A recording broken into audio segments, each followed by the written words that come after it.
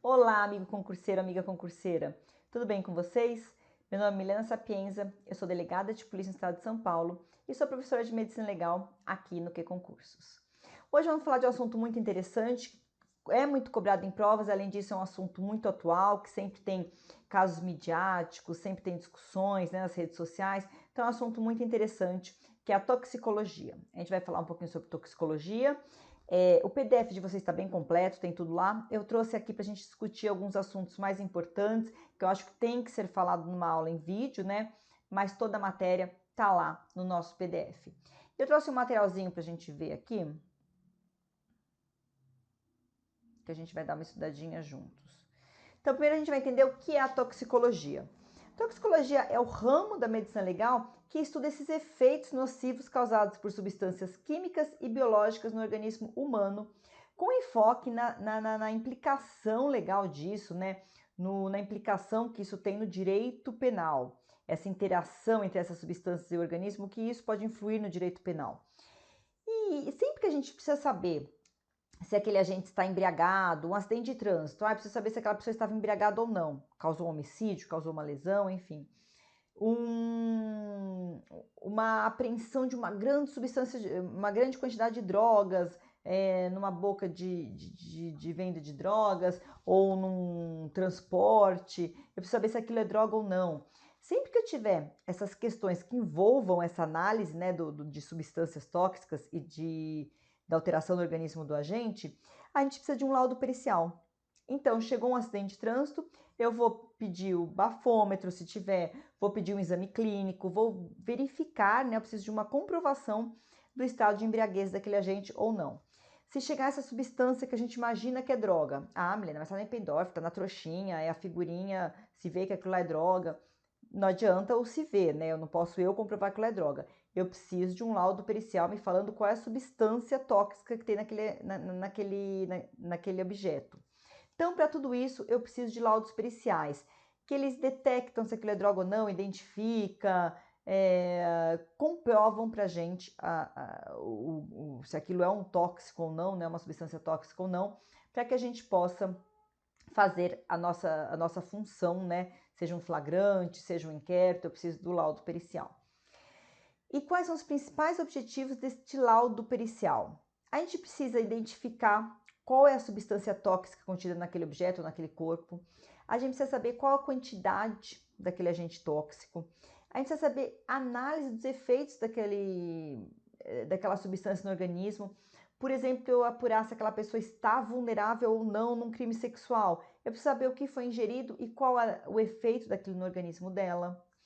Eu preciso saber a relação entre a substância e o evento danoso, o crime, o que quer que a gente esteja analisando. Eu preciso saber o tempo de exposição. Eu preciso saber a via de administração daquela substância. E tudo isso a gente consegue nesse laudo pericial. Normalmente, o que a gente mais vê em plantões policiais, o que a gente mais precisa saber sobre essa matéria, são os tóxicos, né? A análise de drogas lícitas ou ilícitas, apurar se tem a substância proibida ou não, e também o álcool, né? A embriaguez, isso a gente tem muito em ocorrência policial, a pessoa embriagada, ou a pessoa que se torna uma vítima vulnerável por alguma substância ingerida. Então, isso é o que a gente mais tem em plantão policial. Mas nas provas, o examinador gosta muito de cobrar venenos. Então eu trouxe aqui alguns venenos, as principais características desses venenos, para a gente dar uma estudadinha. Depois vocês vão pegar lá no PDF, vão fazer uns fichamentos desses venenos para não errar em prova quando isso cair. Então, saibam que veneno cai muito, né? São essas palavras-chave que a gente vai estudar, que é o que mais cai. Mas é bom a gente estudar um pouquinho essa matéria e não ficar só nos tóxicos e drogas, tá? Então, veneno é qualquer substância capaz de produzir uma resposta prejudicial no sistema biológico, né? Pode ser por uma intoxicação de trabalho, a pessoa trabalha no garimpo, algum lugar que ela se intoxicou, num alimento intoxicado, alguma coisa assim, ou pode ser um envenenamento criminoso mesmo. Então, esses são os casos que a gente vai ter que analisar os venenos. Os venenos têm ação sistêmica, e diferente da substância tóxica, ela precisa ser administrada em grande quantidade para ter algum dano, né? O veneno não, às vezes, dependendo do veneno, Só o contato já pode causar uma morte, uma intoxicação. Quais são as etapas do veneno? Já caiu isso em prova, então é bom a gente lembrar. As etapas do envenenamento são penetração, absorção, distribuição, fixação, transformação e eliminação. A eliminação pode ser pela urina, pelo suor, pela saliva, por vômito, pode ser de várias formas, tá? Vamos dar uma olhadinha nos venenos mais importantes que mais têm sido cobrados? Primeiro, os venenos metálicos. A gente tem o mercúrio. O mercúrio, a gente vê bastante intoxicação com mercúrio em exposição ocupacional do garimpo, tá? Então, quando fala em garimpo, a gente já sabe aí que o mercúrio pode ser. A gente tem alterações neurológicas, paralisias, erupções cutâneas, déficit de memória. Essas são algumas das consequências da intoxicação com mercúrio. Arsênico, mitridatismo. O arsênico ele não tem cheiro, não tem cor, não tem gosto, tá? Ele pode causar eritema sem causa aparente, dores abdominais, diarreia, vômitos. O arsênico ele tem isso de ser fácil de colocar em alguma coisa e a pessoa não perceber, porque não tem cheiro, não tem gosto, né? Não é muito fácil da pessoa identificar que tem algo lá na comida dela e tal. Chumbo, que é o que a gente chama de intoxicação por chumbo saturnismo, pode causar psicose tóxica, anemia. Aqui é legal a gente saber dessa psicose tóxica, que às vezes o examinador ele gosta de trazer pra gente alguma coisa que mostra que a pessoa está fora da realidade, alucinações ou algo assim, tá? Quando que a gente tem intoxicação por chumbo? Muito comum em projéteis retidos, quando tem uma cápsula alojada na pessoa que não consegue tirar, ela fica com aquilo no organismo dela, tá? Também exposição ocupacional. Nós temos também os venenos inibidores enzimáticos. Alguns exemplos. Carbamato, chumbinho e o organofosforado. São os exemplos mais comuns que às vezes são mais cobrados em prova. Os venenos gasosos. A gente tem o monóxido de carbono, também é sem cheiro, sem gosto, sem cor, tá? Ele pode ser letal em concentração maior de 50%. E em caso de morte, as vísceras ficam com a cor carminada. Normalmente, quando é cobrado em prova, é isso que o examinador cobra da gente. Cianeto ou cianureto. Lembrar que essa intoxicação ela causa aquele cheiro de amêndoas amargas. É isso também que cai. Sulfeto de hidrogênio. Sempre que cai também o examinador ele gosta de colocar do cheiro de ovos podres, tá? Além de você ter que saber que pode perder a consciência, pode ter essa intoxicação em refinamento de petróleo, processos mineradores, mas é bom a gente lembrar desse cheiro de ovo podre. Harmônia, né? Odor penetrante e picante, pode causar dificuldades respiratórias, broncoespasmos, edema pulmonar, queimaduras nas mucosas respiratórias, lacrimejamento, conjuntivite, lesão na córnea, risco de cegueira, queimaduras profundas. E o cloro, que tem um cheiro bem forte e pungente, pode causar edema pulmonar, irritação respiratória severa, tosse. A gente pode pensar em intoxicação por cloro em acidentes industriais, exposição ocupacional, uma contaminação acidental, tá? E esses venenos, como eu falei, pode ser uma intoxicação, geralmente acidental, ou um envenenamento criminoso, intencional, que a gente verifica mesmo com laudo pericial. Na investigação, a gente vai ver tem a coleta do material, né? A coleta desse material ela pode ser obtida em conteúdo gástrico, no sangue, vísceras, fâneros, e é assim que a gente consegue. Depois dos venenos, a gente pensa logo nas drogas. Drogas, pessoal, é qualquer substância química capaz de promover alguma alteração biológica no organismo da pessoa a ser analisada. A gente tem as drogas benéficas, né, de efeito benéfico, que são os fármacos. A gente tem as drogas de efeitos maléficos, que são os tóxicos. E a gente tem as drogas inertes, que não tem nenhum efeito, que é o que a gente chama de placebo, tá?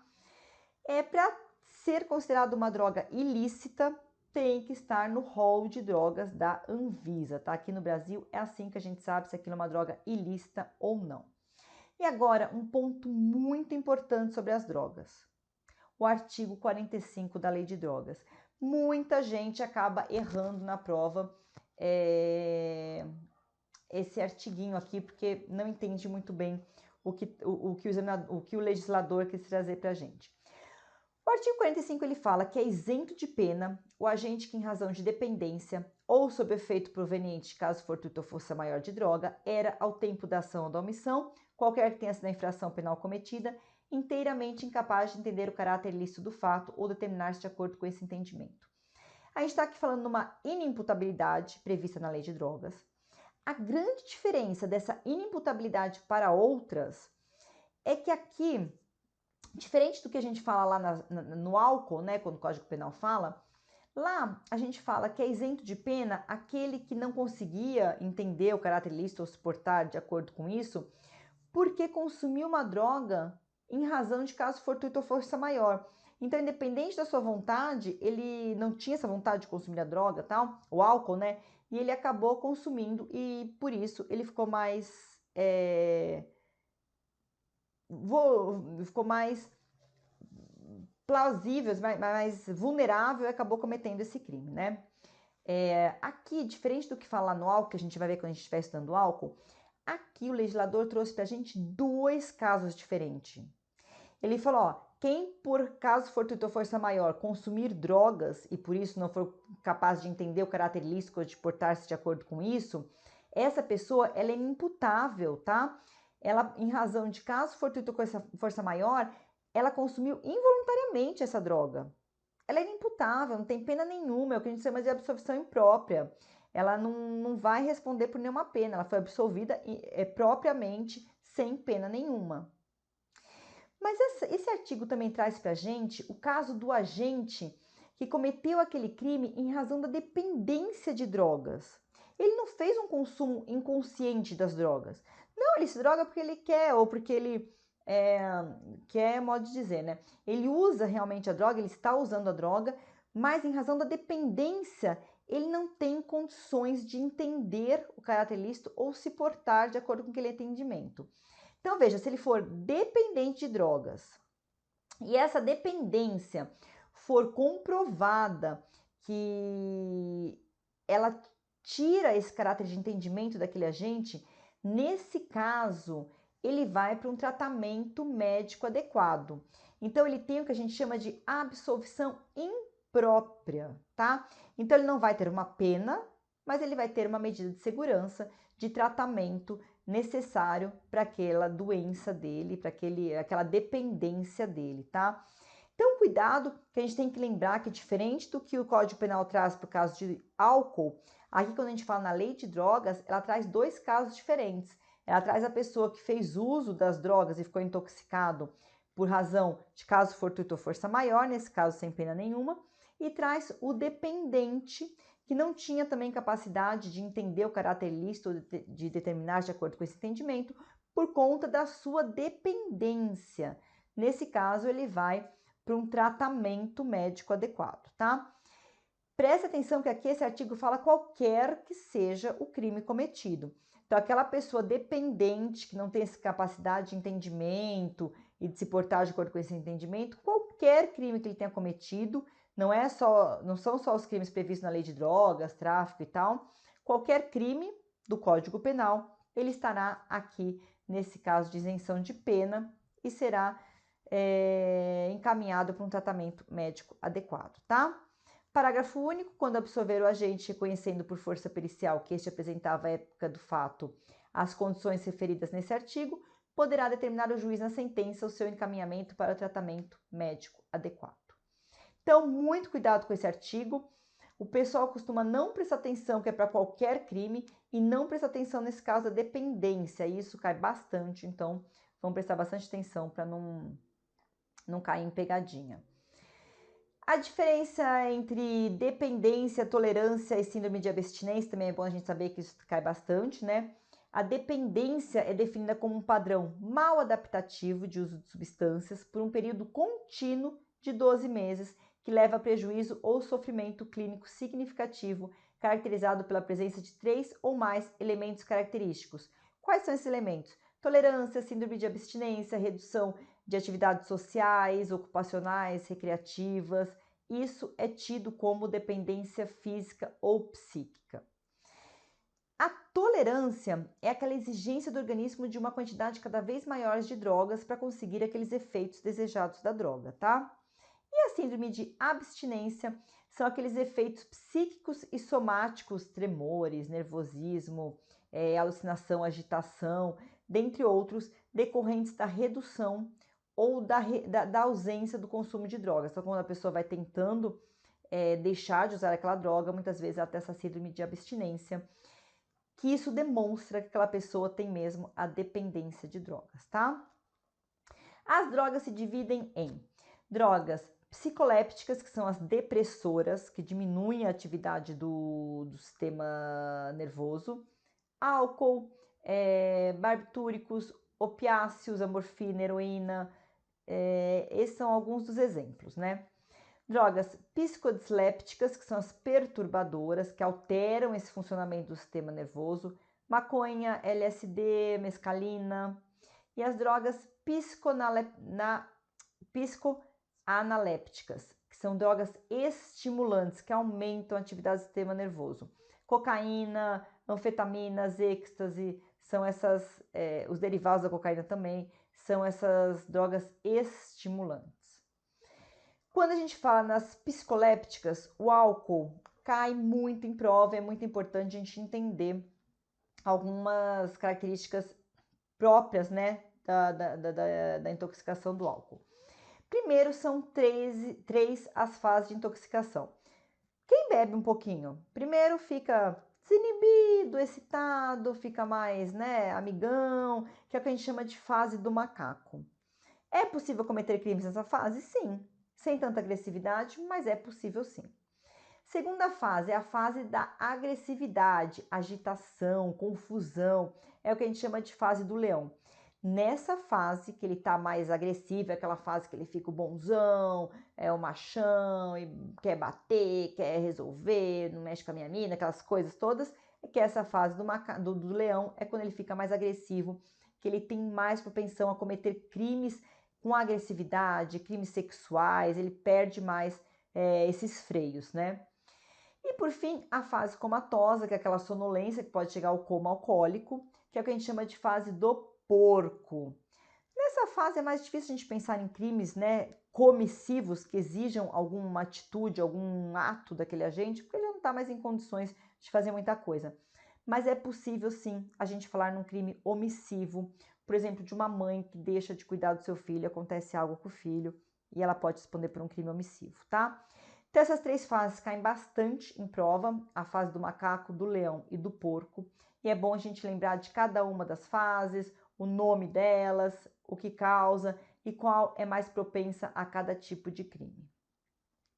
A gente tem três termos muito importantes que a gente tem que lembrar quando a gente fala em álcool. Embriaguez é a condição temporária causada pela ingestão de álcool. O agente consome o álcool e aí ele fica com alterações comportamentais, neurológicas, que vão progredindo naquelas três fases que a gente acabou de ver. A embriaguez, ela depende de organismo para organismo, de quantidade de álcool consumido. Se a pessoa pequenininha, magrinha, não acostumada a tomar um pouquinho, e um grandão, um homem acostumado, que comeu bem, tomar aquele mesmo pouquinho, não vai ter o mesmo efeito de embriaguez nos dois organismos, né? Então, a embriaguez normalmente é comprovada por esse exame clínico que vai verificar se tem alterações comportamentais neurológicas naquele agente. Alcoolismo é a doença crônica, caracterizada pela dependência física e psíquica do álcool, né, com consumo compulsivo e alterações orgânicas permanentes, causando prejuízos pessoais, sociais e profissionais, necessita de tratamento específico. E a alcoolemia é a concentração de álcool no sangue. O teste do bafômetro, ele testa a alcoolemia. Então, ele sabe se aquela pessoa consumiu ou não álcool, se tem ou não álcool no sangue. Mas se está embriagado ou não, a gente vai ver pelo exame clínico como estão as alterações comportamentais daquele agente. O que o artigo 28 traz para a gente quando ele fala da embriaguez? Pessoal, a embriaguez, a princípio, não exclui a imputabilidade penal, tá? Me embriaguei porque eu quis, ou me embriaguei não porque eu queria me embriagar, mas eu fiquei lá consumindo e acabei ficando embriagada. Nesses casos, não vai excluir a imputabilidade, não vai excluir a imputabilidade penal, aquele agente não vai se tornar inimputável.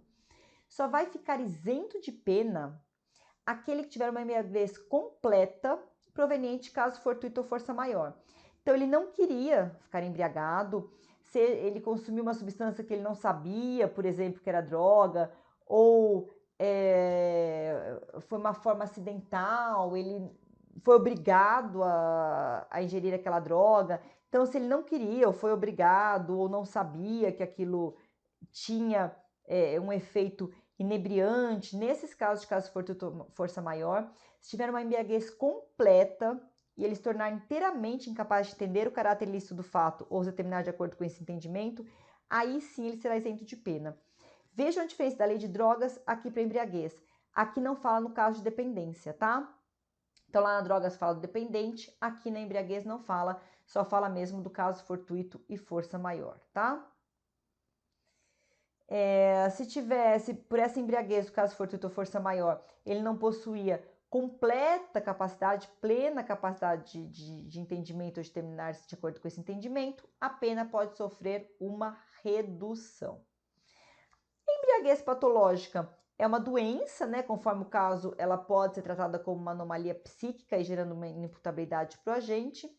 E a embriaguez pré-ordenada, quando a gente ingere bebida alcoólica propositalmente para cometer um crime, aí não há o que se falar em exclusão de imputabilidade, nada disso, nem redução de pena. A gente pode falar assim no agravamento da pena, porque aquele agente consumiu aquela droga para cometer crime. Então, é lógico que a gente fala sobre um aumento mesmo de pena, né? Uma coisa que torna mais gravosa aquela atitude do agente. Vamos resolver umas questões aqui nesse finalzinho de aula que eu trouxe que eu achei bem importantes, provas de delegado de polícia de São Paulo. Um homem de 25 anos de idade entra num bueiro, desmaia e morre em poucos instantes. Os socorristas relatam um forte odor de ovo podre. A autópsia mostra cianose e edema pulmonar. Considerando esse contexto, analisada a alternativa que indica corretamente o produto químico presente no bueiro que provavelmente ocasionou a morte. Foi o que eu falei para vocês, tem que lembrar se é cheiro de amêndoa amarga, se é cheiro de ovo podre, a gente tem que lembrar para saber qual é a substância. Aqui a gente está falando de sulfeto de hidrogênio, letra C, tem isso aí no material de vocês, a gente acabou de ver. Mais uma provinha aí de delegado de polícia. As drogas, de modo geral, têm uma classificação de acordo com seus princípios ativos e seus efeitos. São substâncias psicolépticas somente, a gente acabou de ver, álcool, benzodiazepínico e barbitúricos são as drogas de efeitos psicolépticos. Me enrolou aqui a língua, né? E a última questãozinha que eu trouxe, sobre os conceitos de embriaguez, alcoolemia e tolerância ao álcool, é correto afirmar que: letra A alcoolemia e a embriaguez têm igual definição? Não. É possível que tenha álcool no organismo daquela pessoa, mas que ela não esteja embriagada, não esteja com a sua capacidade alterada. Sempre que existir álcool no sangue, o exame de embriaguez será positivo? Também não, né? Mesma coisa que a letra A. A embriaguez alcoólica é uma situação transitória. Sim, a embriaguez é transitória. A gente viu isso agora há pouco, né? Se embriagou, transitoriamente ele está com aquele efeito alterado. A correta é a letra C. Letra D, sempre que a alcoolemia detectar álcool, o exame para verificação de embriaguez alcoólica será positivo? Não, né? As três falam praticamente a mesma coisa. Uma mesma quantidade de álcool administrada em indivíduos diferentes irá produzir os mesmos resultados no mesmo período de tempo em todas as ocasiões? Não, também vimos isso, né? Eu citei até uma pessoa grande, um homem, uma mulher, dá bastante diferença. Pessoal, é uma matéria que cai muito, em todas as provas cai alguma coisa sobre tóxicos, sobre drogas, sobre álcool, sobre veneno. Então vale a pena estudar com bastante atenção, leiam um PDF, resolvam o máximo de questões possíveis, que eu tenho certeza que vocês vão tirar de letra qualquer questãozinha desses assuntos. Tá legal, pessoal? Então a gente fica por aqui. Bons estudos e até a nossa próxima aula.